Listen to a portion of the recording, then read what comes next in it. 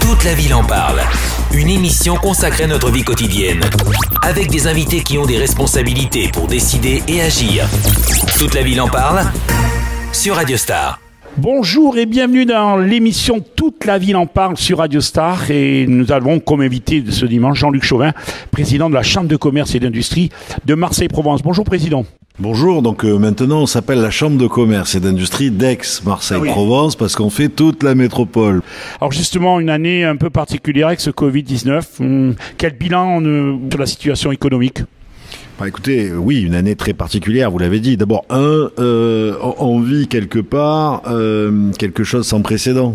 On n'a jamais connu une telle crise de type sanitaire qui ait des impacts comme ça sur la population d'une manière générale.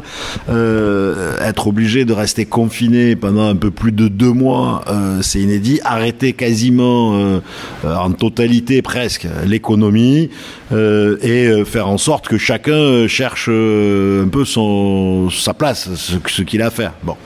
Et cette crise donc sans précédent entraîne pour l'économie, pour ce qui nous concerne, nous, à la Chambre de commerce et d'industrie d'Aix-Marseille-Provence, beaucoup de conséquences dommageables pour l'entreprise et pour l'emploi. Moi, ce que je voudrais dire, c'est d'abord, première chose, que notre vocation de Chambre de commerce et d'industrie, c'est d'accompagner les entreprises, de les aider et de les représenter. Et pendant cette période, ça a été, je dirais, un travail très important que nous avons dû faire pour accompagner à la fois les entreprises et pour les représenter auprès de l'État, auprès des collectivités, pour mettre en place les mesures qui étaient nécessaires aux entreprises. Deuxième remarque que je veux faire pour vos auditeurs, c'est que quand on parle d'entreprise, on parle des entrepreneurs et des collaborateurs. On parle d'humains, on parle d'emploi, on parle de ce qui nous permet de vivre à nous tous, d'avoir une utilité dans la société. Et donc, on est au cœur d'un sujet qui nous touche tous dans notre quotidien, au profond de nous-mêmes. Et donc, en gros, je dirais que cette année, pour l'instant, parce qu'on ne sait pas encore ce qu'elle nous réserve, il reste encore quelques mois et on a vu que les choses évoluent très vite, elle a été découpée pour nous en 3 parties, cette crise du Covid. Une première partie qui a été une partie où il a fallu traiter l'urgence. Quand l'économie s'est brutalement arrêtée, quand l'ensemble de nos collaborateurs ont dû rester chez eux à quelques exceptions près pour les secteurs prioritaires au fonctionnement de la nation, alimentaire, information bien sûr, et quelques autres, nous avons mis en place immédiatement, d'ailleurs même quelques jours avant le blocage, puisque dès le 5 mars, nous avons mis en place une cellule d'urgence Covid-19 dédiée aux entreprises pour recevoir leurs appels, pour leur expliquer les gestes barrières à mettre en place, pour leur expliquer aussi tout ce à quoi ils avaient droit. Cette cellule, donc pendant la période de confinement, a eu à traiter pratiquement 7300 dossiers d'entrepreneurs de notre territoire, a été en contact avec 7300 entreprises de notre territoire quasiment. Nos collaborateurs, et je tiens à les féliciter, de la Chambre de commerce et d'industrie, étaient dans la même situation que nous tous. On a des missions de service public, donc on était moins de 10 présents dans la maison. On a gardé un bureau ouvert à Aix, parce que c'est important d'avoir une représentation sur le territoire, et un bureau à Marseille. On avait regroupé les équipes, on avait fermé Salon et Aubagne, Salon, Martigues et Aubagne, et l'ensemble des collaborateurs étaient en télétravail. Les collaborateurs ont été exceptionnels. Ils ont fait un travail d'information, de renseignement de l'ensemble des entreprises, de contact avec les entreprises, puisqu'on a aussi appelé des entreprises, exceptionnel. D'autres équipes ont fait un travail exceptionnel de décryptage des textes. Et dans cette période, on a eu des textes en permanence. On a fait un certain nombre de documents, par exemple des décryptages en temps réel des différentes ordonnances qui sortaient. Elles sortaient le matin, à partir de 12h ou de 14h au plus tard, elles étaient en ligne sur nos sites internet et elles étaient diffusées à l'ensemble des réseaux du monde économique, à la fois les fédérations, à la fois les interpros, à la fois bien sûr la Chambre des métiers, à la fois aussi l'ensemble des associations de zones d'activité, de zones industrielles, mais aussi des associations de commerçants. Bref, tous les relais au plus proche du terrain de l'entreprise et de l'entrepreneur. Et donc, On a fait un certain nombre de décryptages, on a fait plus de 22 décryptages, on a fait un certain nombre de fiches pratiques aussi, un recto verso. Telle mesure dont on entend parler tous les jours à la télé plusieurs fois par jour, ben voilà ce que ça veut dire, voilà comment y accéder, voilà si vous y avez droit. Et derrière, nos collaborateurs étaient à disposition pour approfondir, pour aider l'entrepreneur à monter le dossier, pour aider à expliquer ce qu'il fallait faire ou pas faire dans telle ou dans telle situation. Il a fallu aussi accompagner les commerces qui pouvaient rester ouverts. Dans quelles conditions ? Comment ils faisaient pour leurs collaborateurs ? Quels étaient les gestes barrières à respecter, à mettre en place ? Tout ça, on l'a mis en place. Dans cette période-là de 2 mois, on a fait plus de 60 visios avec le monde entrepreneurial, les différentes catégories que je vous ai données tout à l'heure, de façon à tenir informé, à décrypter les textes, de façon à avoir aussi en permanence une remontée du terrain. Puisque dans cette période, notre cellule de crise, à la demande du préfet de Pierre Dartout à l'époque, donc le préfet de région, nous avons été cellule ressources départementales, cellule unique départementale pour l'État et les services de l'État. Et donc à travers toutes les autres actions du monde économique, toutes les autres cellules, on rassemblait toute l'information, on faisait remonter toutes les semaines un point d'état, je dirais, de fonctionnement de l'économie, de situation économique.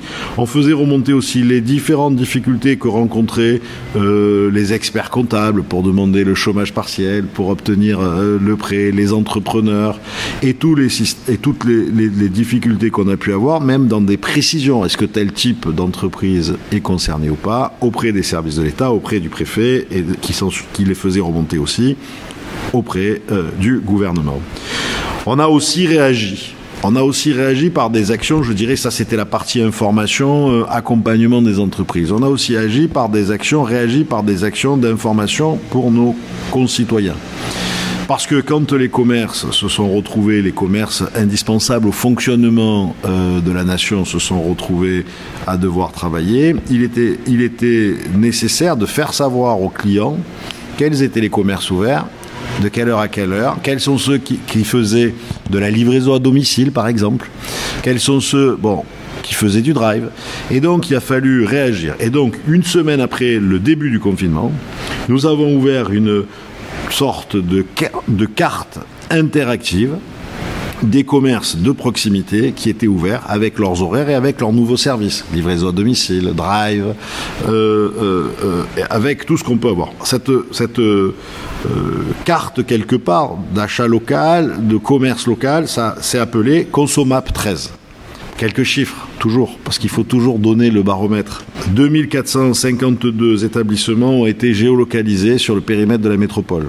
On a élargi cette carte, bien sûr, aux artisans, mais aussi aux agriculteurs qui faisaient de la vente à emporter, de façon à faciliter la vie au quotidien de nos concitoyens qui parfois avaient peur d'aller dans des grands magasins, qui parfois avaient peur de croiser du monde et qui voulaient se protéger. C'est, rien que pour notre territoire métropolitain, la carte Consomap 13, c'est 246 144 pages consultées par des personnes différentes, par des citoyens du territoire pour s'alimenter. Cette plateforme d'ailleurs, qui a été un véritable succès, on l'a déployée sur 62 autres territoires pour 62 autres chambres de commerce et en France métropolitaine, ce qui représente au total plus de 30 234 commerces qui ont été inscrits. Commerce, bien sûr, artisans et agriculteurs, et ce qui représente plus d'1,5 million de pages vues sur cette période. On a été donc en avance et on a accompagné l'ensemble du réseau des CCI. On a été salué pour cette action par le ministre de l'économie, mais moi surtout je veux remercier là aussi les équipes de la Chambre, les équipes informatiques qui ont su en temps réel mettre en place la plateforme, la déployer dans d'autres territoires, la faire fonctionner sans jamais de bug. On a mis d'autres points, je vais juste en donner encore un ou deux, notamment on a engagé et on a été les premiers avec une trentaine de structures, de partenaires du monde économique à engager une campagne qui s'appelle « Je paie mes fournisseurs ». Parce que on est tous fournisseurs de quelqu'un, chaque entreprise est fournisseur de quelqu'un. Et si la chaîne se bloque, et dans cette période c'était compliqué parce que on avait tous peur du lendemain. On savait pas comment on allait faire, on savait pas si on pouvait, s'il fallait garder de la trésorerie, s'il fallait payer les fournisseurs. Si on bloque le paiement des fournisseurs, on bloque en cascade et on fait de la destruction d'entreprise en cascade. Ça a bien fonctionné. Je remercie toutes les entreprises qui ont joué le jeu ainsi que toutes les structures partenaires. Il y a eu plus de 60 partenaires partenaires au total dans tous les dispositifs. Il y en a 30 qui se sont engagés, qui ont signé cette action de je paie mes fournisseurs. On a entendu, il y a eu beaucoup de salons, on vient d'entendre l'annulation de la Foire de Marseille, le secteur de l'événementiel, tous les prestataires de services, je sais que vous les avez reçus ici à la Chambre de commerce, c'est un secteur, je pense au Festival d'Avignon, je pense à tous ces festivaliers, mais surtout à tous ces prestataires. Qu'est-ce que vous allez faire pour ces gens-là ? Alors je vais vous répondre, je vous donne 5 minutes encore et je vous réponds précisément. Le deuxième temps, ça a été celui pour moi que j'ai appelé d'anticiper la reprise. Et avant même le déconfinement, on a travaillé sur une cellule donc de crise qui est devenue une cellule de continuité et de reprise économique. On a mis en place des actions de façon à permettre la reprise du travail par les entreprises le plus vite possible dans les meilleures conditions. On a accompagné les entreprises à pouvoir se fournir dans une période qui nous paraît un peu folle dans les livres d'histoire, on en parlera peut-être, où on nous disait il ne faut pas mettre le masque, où on n'en trouvait pas, mais où pour reprendre le travail, il fallait avoir des masques. Vous voyez, dans les protocoles sanitaires. Et donc on a accompagné les entreprises avec un certain nombre de gestes précis. On a mis en place, on a aidé les entreprises à mettre en place l'application des gestes barrières dans l'entreprise. On a décrypté les textes, de reprise. Et on a mis en place aussi tout un circuit d'approvisionnement pour que les entrepreneurs puissent acheter des masques.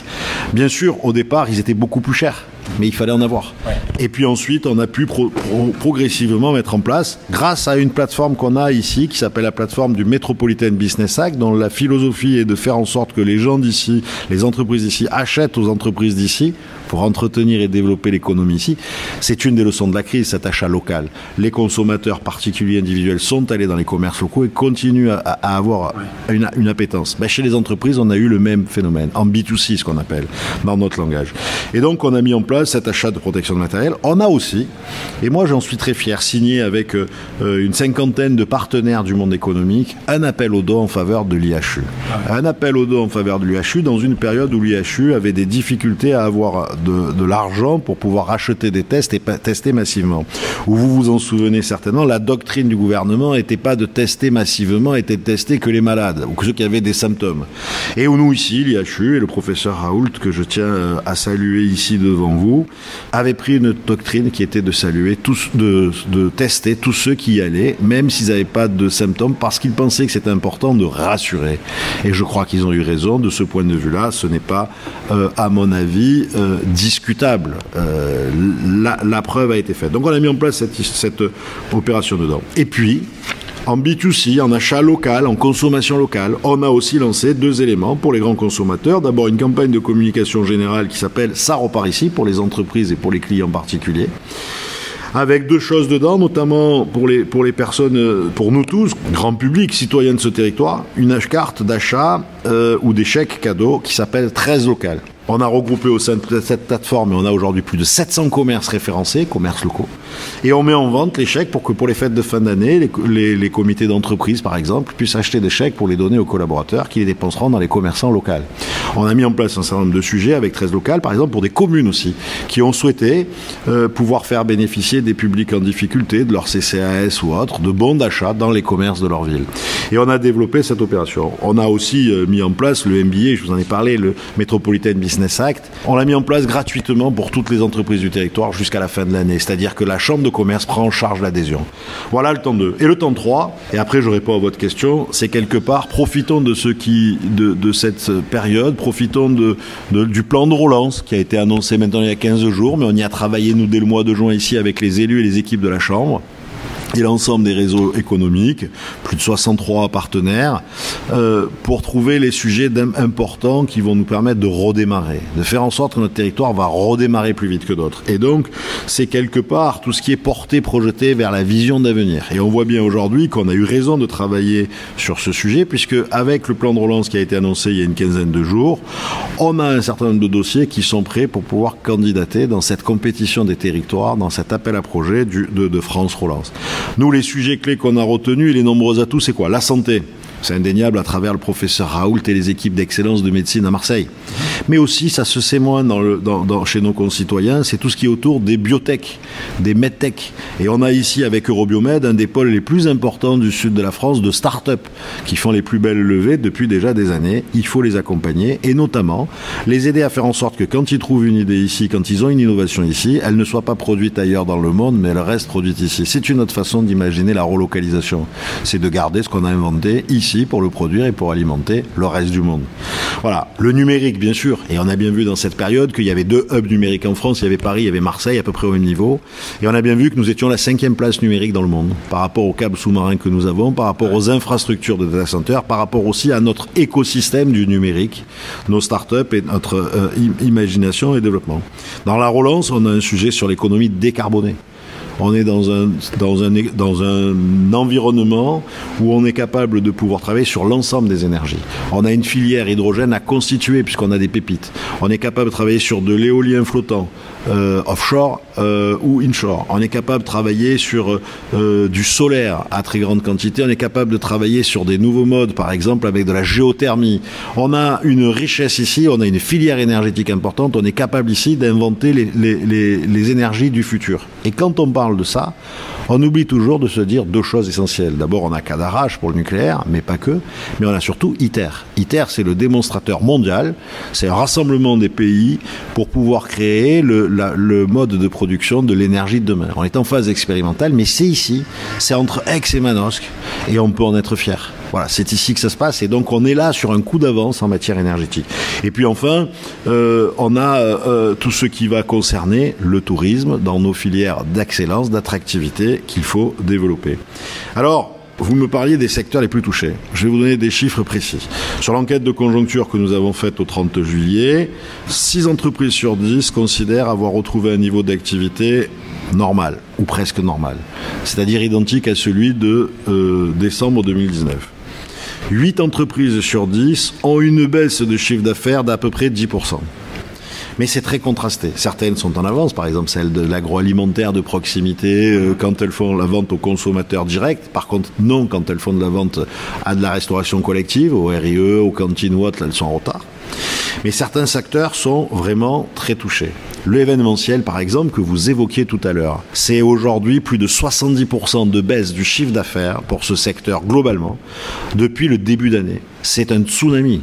Tous les festivals qui ont été annulés, et encore récemment la foire, j'en dirai un mot dans quelques instants. Et puis, il y a des secteurs comme le tourisme qui a été très impacté par un arrêt dès le confinement, même un peu avant, qui n'ont pas retrouvé leur niveau de visiteurs étrangers, puisqu'on n'a pas eu autant de croisiéristes, on perdra plus d'1,5 million de croisiéristes, l'aéroport est complètement à l'arrêt par rapport à ce qu'il était, on avait fait plus de 10 millions de passagers, on en fera peut-être 3, 4 maximum cette année, donc vous voyez le gap.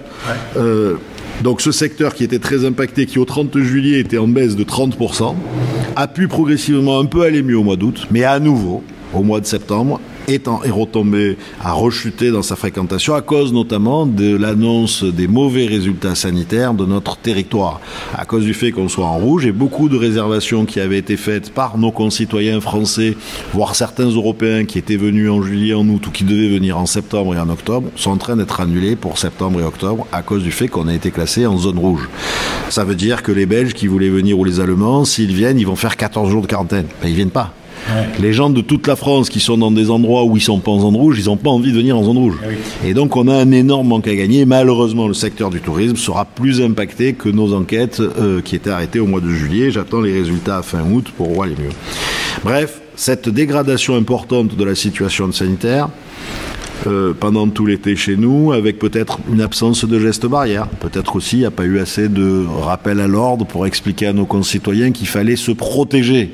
Et peut-être pas suffisamment de personnes, de forces de l'ordre, moi j'ose le dire, pour nous rappeler. Déjà 2 mois de confinement, la France, et vous l'avez dit tout à l'heure, on vit quelque chose que l'on n'a jamais vécu.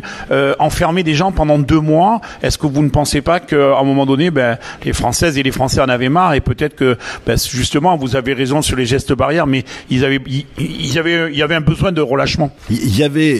On en avait marre, bien sûr, tout le monde, tous. On avait tous besoin de revivre. Mais la question, c'est quoi? C'est, comme on va vivre assez longtemps avec cette épidémie, si on n'applique pas les bons gestes barrières, on ira de confinement en relâche, puis en reconfinement, puis en relâche, puis en reconfinement. Et ça, c'est catastrophique pour nos entreprises, pour l'emploi, pour l'économie, mais pour nos enfants. Ouais. Nos enfants qui ne sont pas allés à l'école depuis le début mars, même s'ils ont fait des cours à distance et tout a été adapté, ils n'ont pas atteint le niveau de la classe de l'année d'avant. C'est une évidence. Et puis, ils n'étaient pas avec leurs copains. Nos parents, qui sont plus âgés, qui n'ont pas pu voir ni leurs enfants, ni leurs petits-enfants, ou qui sont peut-être en plus grande difficulté dans des établissements spécialisés, maisons de retraite, qui ont dû rester à l'isolement, c'est catastrophique aussi pour eux. Donc je crois que votre remarque d'envie de relâchement est nécessaire. Moi je ne dis pas de relâchement, je dis envie de revivre normalement. Pour autant, pour qu'on puisse revivre le plus normalement possible, parce que c'est pas tout à fait normal, il faut respecter impérativement les gestes barrières et le port du masque. C'est ce qui nous permettra de continuer à vivre le plus normalement possible pendant cette période, tant qu'on n'a pas un vaccin, tant qu'on n'a pas pu le tester, tant qu'on n'a pas éradiqué cette pandémie mondiale de la Covid-19. Et donc, oui à l'envie de relâchement, mais d'un autre côté, il faut le faire avec beaucoup de mesures et de responsabilités. Tout à fait d'accord. Et ce que je veux dire là, c'est que les plus jeunes d'entre nous, ceux qui au départ finalement ont commencé à être un peu plus positifs pendant l'été, mais qui n'avaient pas les 18-30 ans, qui n'avaient pas de symptômes, qui étaient asymptomatiques, quelque part, ils ont du mal à le comprendre. Et c'est vrai. Mais par contre, il faut qu'ils se rendent compte qu'ils ont ramené le Covid dans leur famille. Ils ont ramené le Covid à travers des opérations de mariage, à travers des fêtes de famille, dans leur famille. C'est pas très grave quand on est jeune, visiblement. Il semble en tout cas que ça soit moins grave. Mais dès qu'on arrive à un certain âge, et notamment pour nos aînés, pour les plus de 65 ans, ça peut prendre des proportions considérables et ça peut même tuer. On l'a vu. Et donc, on voit bien qu'aujourd'hui, on est en train de payer, c'est pour ça qu'on est en zone rouge, cette dégradation, peut-être ce relâchement qui est peut-être compréhensible. Mais moi, je suis là pour aussi dire qu'on a tous une responsabilité, on doit faire attention à l'avenir. Et donc, on est en train de payer ce relâchement parce que les lits de réanimation sont pleins, parce que nos parents, nos grands-parents commencent à être, pour certains, beaucoup plus importants, plus de 8000 cas par jour à nouveau, avec un certain nombre de personnes d'un certain âge qui du coup se retrouvent hospitalisées ou en réanimation. Voyez, donc je crois qu'il faut appeler à la plus grande prudence. L'important dans tout ça, c'est que comme on va devoir vivre longtemps, probablement encore au moins une année et demie, il faut impérativement qu'on prenne conscience qu'il faut se protéger et qu'il faut protéger son entourage. Et les gestes barrières sont faits pour ça. Et d'ailleurs, peut-être que le point positif, parce que nous, les entrepreneurs, on voit toujours quelque chose de positif. Vous savez, dans la crise, les Chinois disent il y a le danger, mais il y a l'opportunité. Nous, on aime bien voir le côté positif. Le côté positif, c'est que si on respecte les gestes barrières, qu'on se lave les mains, qu'on se tient à une distance, qu'on met le masque, qu'on fait attention, d'autres épidémies beaucoup moins graves, comme la grippe, comme l'angine, comme peut-être la gastro, enfin l'angine pas forcément, c'est pas forcément une épidémie, mais la gastro en tout cas, toucheront beaucoup moins de personnes cette année, et puis si on prend l'habitude, un peu les années à venir. Donc la troisième phase, et la rentrée a été difficile de ce point de vue-là, c'est la montée du nombre de cas, ou la dernière phase, je dirais, la montée du nombre de cas et les nouvelles mesures du préfet il y a 15 jours et puis lundi. Et où là, effectivement, des mesures où, globalement, on renforce les contrôles, on devient sévère, y compris sur l'espace public. Mais c'est normal, parce que nous, nos collaborateurs dans l'entreprise à qui on impose de porter le masque toute la journée, de se laver les mains, de respecter les gestes barrières, ils ne comprennent pas quand après il va dans la rue, il prend le transport en commun, que 1 sur 3, 2 sur 4, peut-être on me dit ces jours-ci plutôt 3 sur 5, portent le masque seulement. Et que donc on lui demande de faire des efforts sur son lieu de travail, 7 heures, 8 heures par jour, et pas le reste de la population. Donc oui, les contrôles un peu renforcés, mais surtout un certain nombre de conséquences pour l'économie, à nouvelle dramatique. On avait assisté dès la fin août à une réduction des plages horaires des bars-restaurants, d'abord à 23h, on est revenu à minuit et demi, et tant mieux, on a réussi à rester à minuit et demi, c'est très bien, mais un certain nombre de réductions très drastiques, les rassemblements de plus de 10 personnes sont déconseillés, les fêtes de famille sont déconseillées, et puis surtout, le grand événement de ce territoire, de la rentrée économique de ce territoire, la foire de Marseille, la foire internationale de Marseille, que personne ne se trompe, qui représente des retombées économiques gigantesques pour notre territoire, entre 80 à 100 millions d'euros par an. Pour l'année de retombées économiques, plus de 1200 exposants qui font entre 30 à 50, voire 60% de leur chiffre d'affaires annuel en bons de commande ou autre sur la foire, cette foire est arrêtée.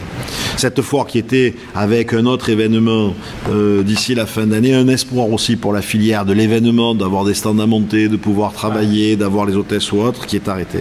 Donc c'est une catastrophe en chaîne pour notre territoire si on ne prend pas les mesures nécessaires. C'est c'est un tsunami économique local qui se prépare. Parce que 80 à 100 millions d'euros d'injectés dans l'économie locale, c'est pas facile de les remplacer. Donc on a appelé, nous, dès lundi, avant même que le préfet annonce l'annulation, après les discussions du week-end, à ce qu'on mette en place une solution avec un fonds dédié, spécifique, une aide pour les entreprises du secteur de l'événementiel et les exposants de la foire, qui sinon ne s'en relèveront pas. C'est des dizaines de milliers d'emplois qui seront détruits. Et puis, au-delà, si on détruit la filière de l'événement, l'été prochain, si on est revenu normal, et je le souhaite, les festivals ne pourront pas redémarrer. Les grandes manifestations ne pourront pas redémarrer. Parce que si vous avez plus de régisseurs, si vous avez plus de monteurs de scènes, si vous avez plus les gens pour faire les stands, si vous avez plus les gens pour faire à manger, là, ce qu'on appelle la cantine des événements, si vous avez plus tout ça,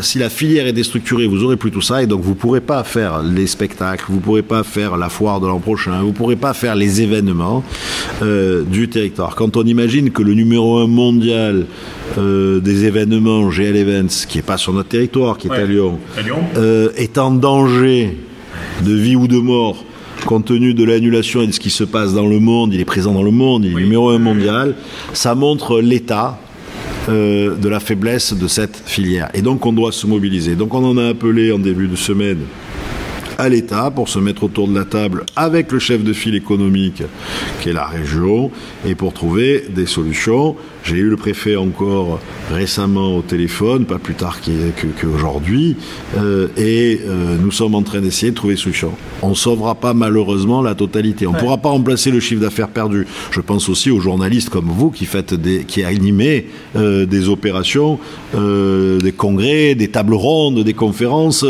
ou qui couvraient des manifestations sportives. Si elles sont annulées, tout simplement. Toute cette filière avec beaucoup de TPE, de petites entreprises, avec des chefs d'entreprise qui eux n'ont droit à rien, qui n'ont pas droit au chômage, qui n'ont pas droit, qui sont dans des situations complexes. Les dispositifs, même s'ils sont importants, qui ont été mis en place par le gouvernement pour la première phase ou pour le plan de relance, ne seront pas suffisants pour sauver ces entreprises. Donc il faut trouver une solution spécifique à mettre en place. On a beaucoup travaillé sur ce sujet, on a regardé ce qui se passait. En Belgique, on a vu que pour l'annulation de la foire de Bruxelles, ils avaient pris des dispositions, on les a proposées au territoire, à l'État, de façon, et aux collectivités donc, de façon à voir comment on pourrait faire ensemble la même chose. Voilà. L'idée, c'est que derrière toutes ces TPE, PME de l'événementiel, derrière toutes ces entreprises, et beaucoup de commerçants marseillais achètent un stand à la foire et font la foire. Et c'est une partie importante de leur chiffre d'affaires.